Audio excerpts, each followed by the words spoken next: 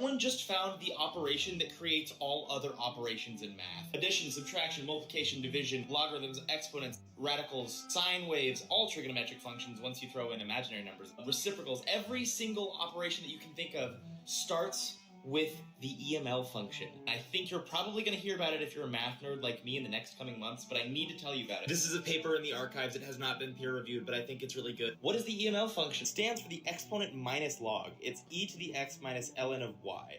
So EML of 1 and x is e to the 1 minus ln of x. If we take this guy and shove him back into the EML function, I'm not going to work through the algebra, but it's e to the e over x. If you once again pop it back into the EML function, then you get ln of x. Okay, why do I care about that? We made e to the x, we made ln of x, they're inverses of each other, so we can get out addition and subtraction. Okay, so now we have this chain of EML functions that is ln. Imagine just sticking that back in here. I'm not going to write it all out. Same with e to the x. We saw earlier we can make e to the x with the EML function, so that just goes right here. Nothing but the EML function, we are able to construct x minus y. If we use negative y instead of y, we get x plus y. We just created addition. You can just keep making functions. All of the functions, all the operations come from this. Let's do multiplication. We're going to exploit how log rules work for this one. If you just take EML of ln of x plus ln of y and 1, you get x times y. Instead of nesting the addition operation with the log operations, you nest the subtraction operation, then you get x over y. Then you can define, like, integer powers. You can define trig functions once you throw in complex numbers.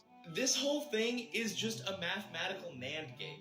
They took, like, functional programming, they backported it to math. I'm of the opinion that math sits below physics, sits below engineering. They backported from engineering through physics into math. I think that's really funny. If you know anything about functional programming, logic gates, truth tables, you'll know that NAND is like the primordial matriarch of all of the other sort of gates. NAND meaning not and. So it takes in two arguments, either ones or zeros, yeses or nos. So the AND operation would only return 1, true, if both input arguments are 1 and 1. It would return 0 everywhere else. NAND is the opposite of AND. So if you input into the NAND function false, false, it will be true. False, true, that would be true. True, true, that would be false.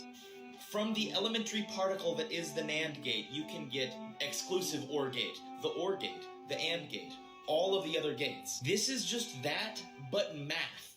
It's just that, but math.